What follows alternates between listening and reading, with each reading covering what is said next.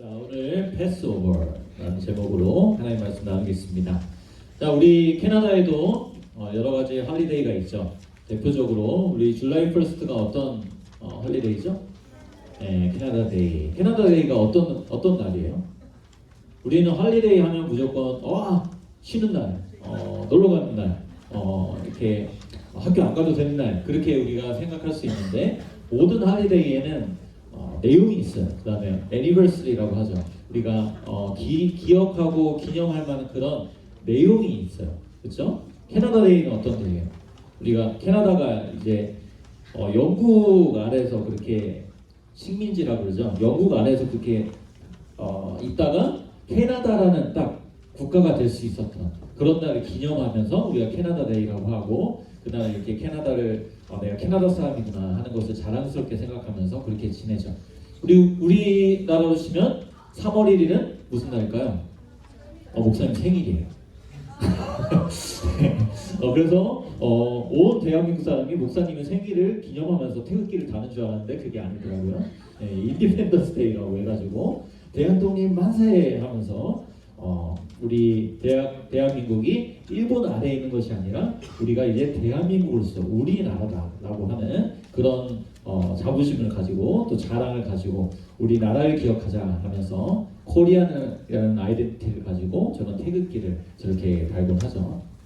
자, 그런 것처럼 오늘 하나님께서도 어떤 날을 정하셨어요. 그리고 계속 이 날을 리멤버하고 이거를 애니버서리하고 이것이 너의 아이덴티티다 하면서 알려주신 게 있는데, 자 12장 2절 말씀을 보면 이런 말씀이 있습니다.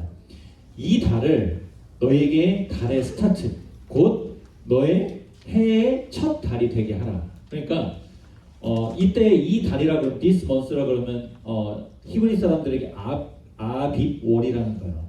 이것이 오늘날로 하면 3, 4월이거든요. March, April 그 정도인데 그 달을 너희의 스타트 지점으로 해서 너의 해가 바뀌는 해피 뉴 이어 그때도 이때로 정하라고 할 만큼 정말 중요한 모멘트로 여러분이 삼았으면 좋겠다. 하나님께서 그렇게 말씀을 하시는 거예요. 그 정도로 이 패스오버, 6월절이라고 해요. 패스오버. 그 다음에 6월이라는 말은 한자인데 넘어간다는 그런 뜻이에요. 그러면 6월절이 뭘까? 마치 허들 경기를 할 때 허들을 운동선수가 이렇게 넘어가듯이 넘어간다는 건데, 그러면 뭘 넘어간다는 걸까? 오늘 이걸 좀 배웠으면 좋겠어요. 자, 오늘 말씀의 앞부분을 보면은 이제 하나님의 어떤 플랜이 나오는데, 그 하나님의 플랜이 뭐냐면 지금 이스라엘 백성들이 이집트의 슬레이브로 지내면서 너무 힘들게 일을 하면서 힘들어요 하는 소리가 하나님의 귀에까지 들렸어요. 그래서 하나님의 플랜이 뭐였냐면 이 이스라엘 백성들을 이집트로부터 구원하는 그런 계획을 이제 삼으셔서 모세한테 이제 말씀하셨어요. 모세야, 바로 왕한테 가가지고 이집트 왕한테 가가지고 하나님이 말씀하시기를 이집트에서 이스라엘 백성을 빼내라고 말씀하십니다. 빨리 보내십시오. 그렇게 말을 해요. 근데 그 왕이 이 말을 들었을까요? 안 들었을까요? 안 들었어요. 끝까지 정말 지독하게 안 들어요. 그래서 하나님이 10가지 재앙을 주신데 그게 바로 이런 내용들이에요. 한번 띄워주시겠어요? 피개, 이파, 여러 가지 해가지고 이렇게 목사님이 외웠는데 물이 피가 되고 개구리가 막 있고 그 더러운 이가 막 있고 막 파리들이 막 몰려오고 가축들이 막 코로나 걸리는 것처럼 돌림병이 돌고 막 이런 이집트의 재앙들을 하나님께서 이제 내리시기 시작한 거예요. 근데 이게 여러분 하나님이 그냥 갑자기 화가 내서 그냥 막 내리신 것이 아니라 이유가 있었어요. 애굽한테 그냥 이집트 사람이 싫어서 그냥 그렇게 한 것이 아니라 성경을 보면 정확히 뭐라고 나오냐면 이집트의 신한테 심판을 하신 거예요. 자, 우리 출애굽기 12장 12절 같이 한번 읽어볼게요. 내가 그 밤에 시작. 내가 그 밤에 애굽 땅에 두루다니며 사람이나 짐승을 막론하고 애굽 땅에 있는 모든 처음 난 것을 다 치고 애굽의 모든 신을 내가 심판하리라. 나는 여호와라. 뭐를 심판한대요? 애굽의 모든 신을. 그러니까 애굽 사람들은 온갖 신들을 믿고 다녔어요. 애굽의 신들이 정말 많았어요. 그 가운데 하나님께서 그 신들을 친 건데, 예를 들면 첫 번째 재앙이 뭐냐면 나일강을 피로 바꾸셨어요. 나일강을 믿던 사람들이 이집트 사람이에요. 왜냐하면 우리도 물이 없으면 이제 힘들잖아요. 그런 것처럼 나일강이 풍부하기 때문에 이집트 사람들은 잘 먹고 잘 살 수 있었어요. 그래서 그 나일강을 정말 신처럼 여겼어요. 근데 하나님이 거기에 재앙을 내리셔서 그 나일강이 뭘 바뀌었다고? 피가 되어버렸어요. 그러니까 그 물을 못 쓰는 거야. 근데 이게 그냥 애굽 사람들을 심판한 게 아니라 신을 쳤다는 거죠. 또 그 다음 보면 개구리. 정말 자다가 아유 잘 잤다 하고 입을 들었는데 거기서 개구리가 훅 막 이렇게 나오는 거예요. 그리고 아유 그 책 어딨지? 서랍을 열는데 서랍에서 개구리 20마리 막 튀어나오고. 예. 여러분 이제 차에 탔는데 차를 탁 문 열었는데 차에 개구리가 300마리가 막 이렇게 쓸려 나오는 거예요. 예. 개구리. 근데 당시에 개구리도 신이었어요. 예. 특별히 무슨 신이냐면 여신인데, 이 개구리 여신한테 잘 우리가 잘 하면은 많은 자식을 낳게 해준다는 그런 신이었어요. 근데 하나님이 그 개구리한테 완전 개구리만 봐도 막 징그럽고 막 소름 돋게 그렇게 만들어 버리신 거죠. 여러분 일식집 가면 마네키네코라는 인형 여러분 봤을 거예요. 네, 이거죠. 어떤 고양이는 오른쪽을 들고 있고 어떤 고양이는 왼쪽을 들고 있어요. 여러분 저 인형 무슨 뜻인지 알아요? 자, 고양이가 오른손을 들고 있어. 그러면 그 오른쪽에서 돈이랑 많은 손님들이 온다는 뜻이에요. 자, 왼손 들고 있으면 그쪽에서 돈이 들어온다는 거예요. 너무 사람들이 저 고양이를 좋아하고 저 고양이를 막 그렇게 섬기기까지 하니까 이제는 고양이가 원래 그런 게 없는데 양쪽 두 손 들고 있는 고양이도 있어요. 네. 우리는 되게 웃죠. 근데 정말 목사님도 여기 토론토에 어떤 일식집 가니까, 일식집 아니고 이제 베트남 음식점 가도 저런 게 있더라고요. 진짜 한 30개의 마네키네코를 장식해 놓은 데를 봤어요. 그러니까 어디를 들어오든지 다 돈을 끌어모으겠다는, 네, 그런 마음이 있는 거죠. 사람이 어떻게 개구리한테 절할 수 있을까? 사람이 어떻게 저런 마네키네코 같은 거에 절을 할 수 있을까? 근데 여러분, 사람은 그럴 수 있는 존재예요. 내가 원하는 것을 줄 수 있고, 내가 바라는 것을 그 사람이나 그 물건이나 뭐 고향이나 뭐 그것이 나일강이 됐든지 간에 우리한테 주겠다고 하면 기꺼이 절까지 하고 내 생명을 드립니다 라고 할 수 있는 게 사람이에요. 네. 어떻게 이집트 사람들이 이럴 수 있겠나 하지만 그것이 우리의 모습이기도 한 거죠. 근데 하나님이요, 우리가 그렇게 하나님 대신 이것을 붙잡으면 내 인생을 펴게 해줄 거야, 내가 이것을 붙잡을 때 내가 조금 더 안전할 거야 라고 우리가 나도 모르게 하나님보다 더 의지하고 있는 것이 있으면 하나님이 때때로 무엇을 하시냐면 그것이 질리게 만들어요. 마치 개구리, 너희가 개구리 그동안 그렇게 따랐지, 개구리 내가 실컷 수만 마리를 너네 집에 줄게 해가지고 막 개구리만 생각해도 막 이렇게 되는 것처럼, 하나님 내가 무언가를 집중하고 있으면, 거기에 집착하고 있으면 하나님이 거기에 질리게 만드세요. 왜요? 무엇을 말씀하시는 거예요? 너희는 개구리의 종이 아니야. 너네는 저 고양이의 종이 아니야. 너는 나의 소중한 자녀고 백성이야 라는 것을 알려주시는 거죠. 개구리 재앙이 내리니까 이집트 왕이 모세를 불러다가 그래요. 야, 내가 그동안 우리가 개구리를 따랐는데 제발 하나님한테 기도 좀 해가지고 이 개구리 좀 떠나가게 해줘라. 이 재앙 좀 없어지게 해줘라. 그렇게 기도를 부탁해요. 그래서 기도하거든요. 근데 바로의 마음이 안 바뀌어요. 그렇게 첫 번째, 두 번째, 세 번째, 네 번째, 몇 번째 재앙까지 가요. 10번째 재앙까지 절대 말을 안 듣고 이스라엘 백성을 안 보내줘요. 그래서 마지막 재앙으로 하나님 주신 게 뭐예요? 혹시 아는 사람 있어요? 마지막 10번째 재앙 아는 사람? 다운이. 왕자가 죽어요. 왕자가 죽어요? 신선하네요. 네. 그럴 수 있겠어요. 왕자가 죽을 수 있죠. 네. 아예 틀린 말 아닌 것 같아요. 또 10번째 재앙.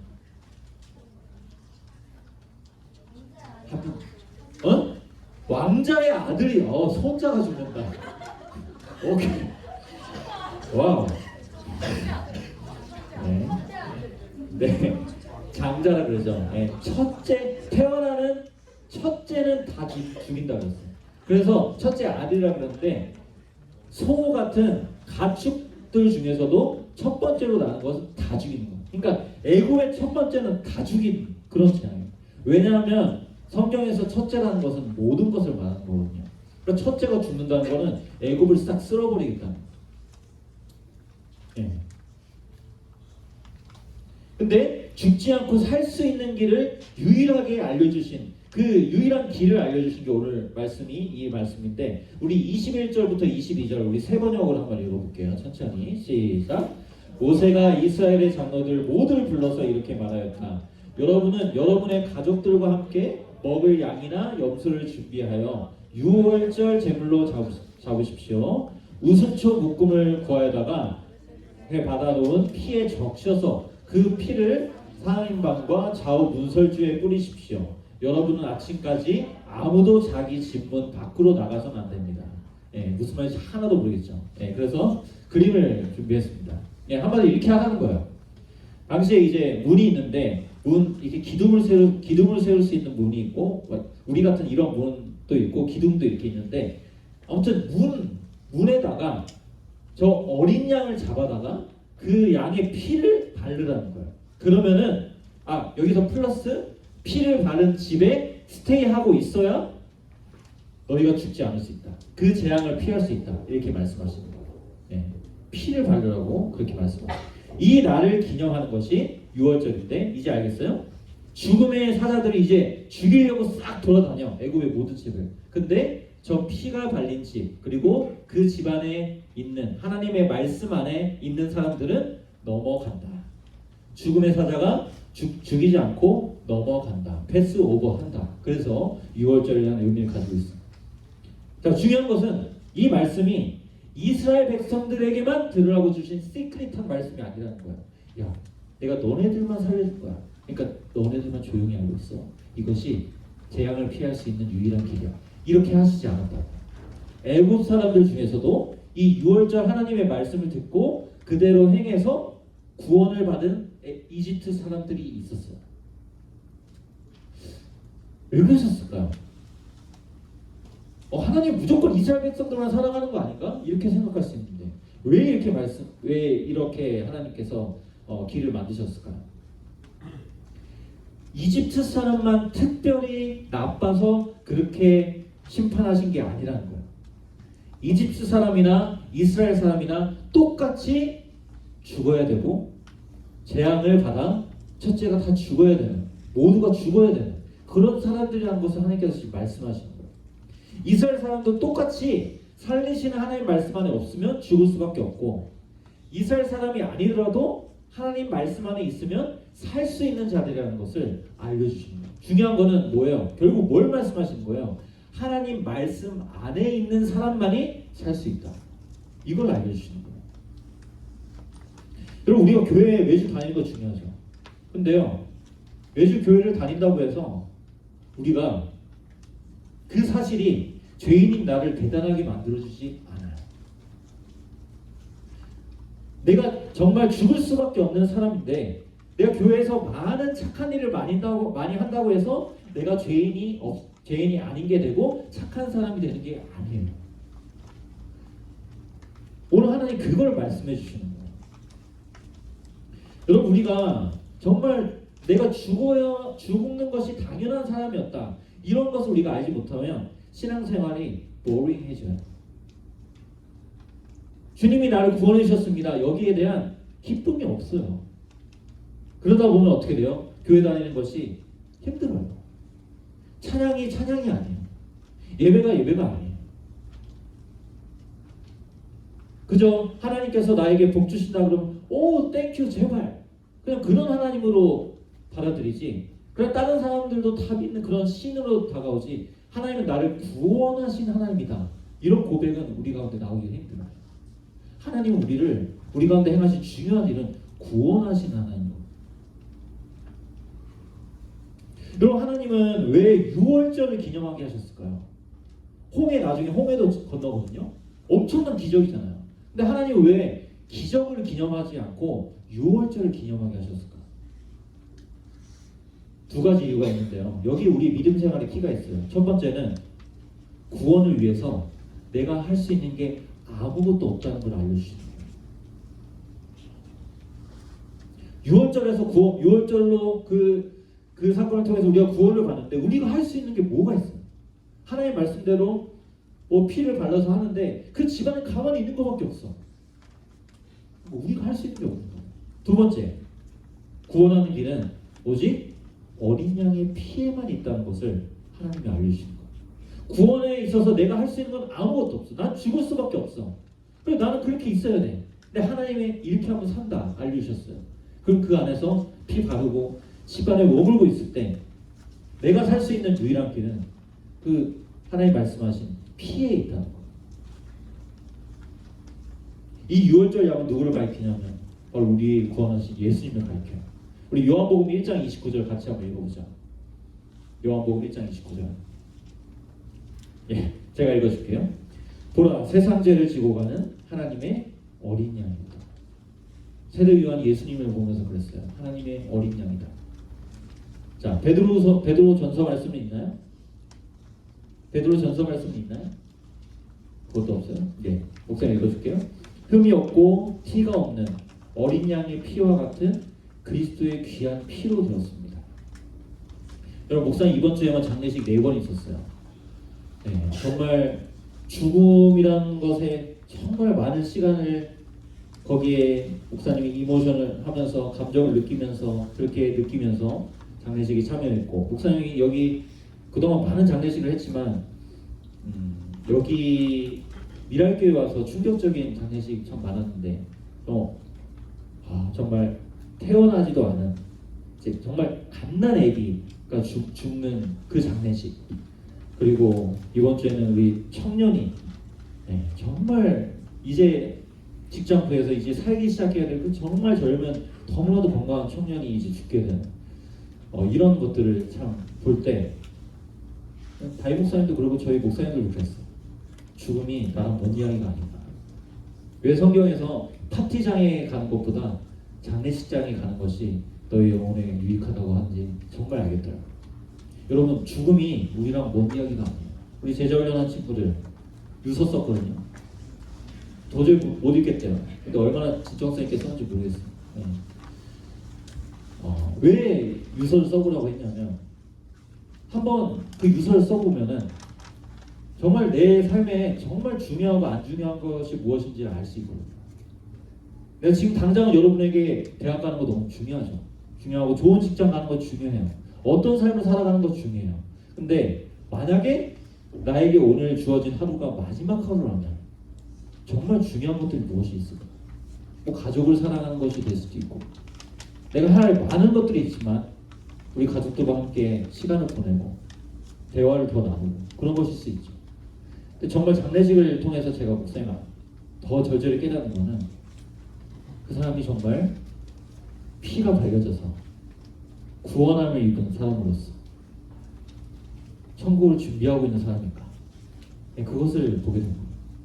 그러면서 저는 여러분의 뉴스 이 80-90명 되는 여러분들의 영혼이 또 생각이 나죠. 그냥 설교 한번 대충 준비해서는 정말 안 되겠다. 한 주 한 주가 정말 너무 중요하다. 그 청년을 위해서 온 교회가 정말 3-4달을 위해서 기도했거든요. 정말 많이 기도했던 것 같아요. 근데 불과 작년 말까지만 해도 운동하고 그랬던 청년인데 오늘 이따 체육대회 해야 되는데 이런 무거운 얘기해서 미안해요. 약간 엉망운동이에요. 근데 여러분, 목사님이 하고 싶은 말은 크리스찬들은 죽음을 늘 가까이 하면서 살아가는 사람들이라는 거예요. 그래서 바울은 뭐라고 했냐면, 나는 everyday 나는 죽는다. 이 말은 뭐냐면 나는 죽어야 마땅했던 사람이고 그 죽음을 기억해야 되는 사람이라는 거. 중요한 건 뭐예요? 예수님을 믿을 때 그 예수님 때문에 내가 패스 오버를 됐다는 거. 여러분, 묻고 싶어요. 여러분, 내가 죽어야 당연했던 사람이라는 것을 인정하나요? 만약에 예수님 없이 그 죽음의 사자가 지나갔을 때 나는 죽게 될 사람이라는 것을 인정하나요? 정말 구원에 감사하면서 찬양하기 위해서는 하나님이 이것을 깨닫게 해주셔야 돼요. 그 사람에게 예수님의 피가 흘려져서 나한테 뿌려졌기 때문에 나한테 패스오버 된다. 이것이 나에게 그때 찬양이 되는 거죠. 하나님 감사합니다. 하나님 이제 제 생명은 하나님 겁니다. 여러분 요한복음 11장 25절 26절 이 말씀을 읽으면서 여러분이 예수님이 여러분한테 질문한다고 생각하고 한번 대답을 해보세요. 자, 요한복음 11장 25절에서 26절. 자, 예수님이 여러분한테 물어보는 거예요. 목사님이 대신하여 읽어줄게요. 이거 없나요? 예, 목사님 읽어줄게요. 예수께서 마르다에게 말씀하셨다. 나는 부활이요 생명이니 나를 믿는 사람은 죽어도 살고 살아서 지금 여러분 같이 살아서 나를 믿는 사람은 영원히 죽지 아니할 것이다. 네가 이것을 믿느냐?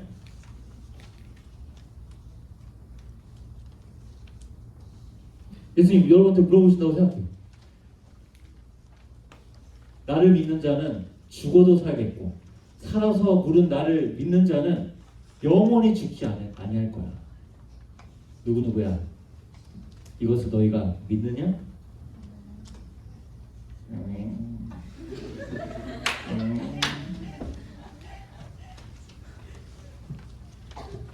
하나님의 때에